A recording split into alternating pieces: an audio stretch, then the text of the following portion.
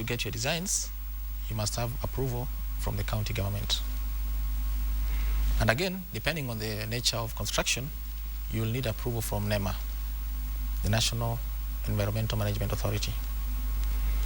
So after getting the two approvals, you will come to the National Construction Authority to register your project.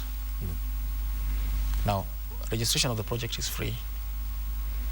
But for projects whose value is more than 5 million, you'll be required to pay a levy, construction levy, which is in the Act. So you'll obtain 3 licenses. After that, you can now go to site. But what we insist is that you must display all that information on the site signboard. It's interesting that based on case studies, all the buildings that have collapsed in this country have never had a site signboard. And so when you see a construction that is ongoing without a site signboard, it triggers an alarm. It's a sign of a red flag that somebody is hiding something, because once you have all these approvals, you need to display them by way of site signboard. And so one of the compliances we're insisting on is to have a site signboard. In any case, if we come to a site and find that you have displayed the data on the site signboard, then we're able to verify. Our systems, for example, at NCA are online. We are fully digitalized. So our inspectors can easily go to the iPad and check and confirm that this guy is actually has the necessary approvals. Yes. Right. Then just looking at that, the whole issue about licensing, then we move into a scenario where perhaps mandate is weeding out perhaps these quacks, as we call them. Perhaps in your undertaking, have you been able to establish how many people are working without licenses, and have you even moved a step further and actually gone ahead to prosecute them? Because I guess it's one of the mandates that you have through the National Construction Act. Yes, we have actually had many. In fact, it's only on Friday where we got 7 of them in Nairobi, just last Friday.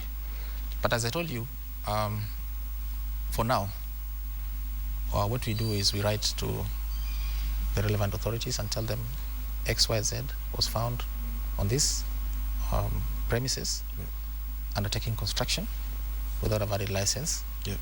And then it is the onus of the police to take the case further and prosecute. But I want to add that on that point, the authority has scored a major first.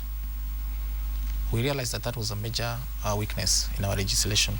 And so we had discussions with the Director of Public Prosecution, who agreed that under powers given to him in the Constitution, he is able to gazette some of our officers who are advocates and who qualify to be prosecutors as prosecutors. So we hope this is going to be done very soon, so that next time I come here, I'll tell you that our prosecutors went ahead and prosecuted. Because what happens is once we do the investigation, we hand the report to another party to prosecute. In as much as we're in the same government, there seems to be some kind of maybe... Where you're talking about loophole. Yeah, so that takes time, and it could slip. But now we'll be investigating and same day prosecuting. And this is actually borrowed from best practice. If you see other regulators with our mandate in the world, they have the power to investigate and prosecute. And that seals any loophole, any time, and it gives confidence to the public. And we are moving that way. And I hope that very soon we'll be able to have our own prosecutors.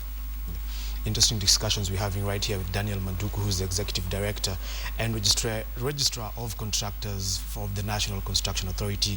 We would like to hear some feedback from you. Our numbers are scrolling on your screen right now, and also you can also get in touch with us via Twitter and Facebook at KTN Kenya. Now, Daniel, just as we move ahead, just looking at the whole scenario, there's been an issue where a lot of these major infrastructure jobs, as it were, or construction jobs, were going to foreign firms. And this has put a lot of pressure on also local contractors.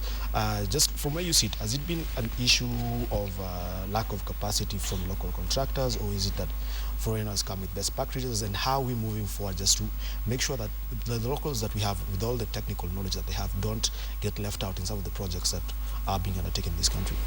Well, on that issue, we've addressed that particular concern through legislation. Yeah.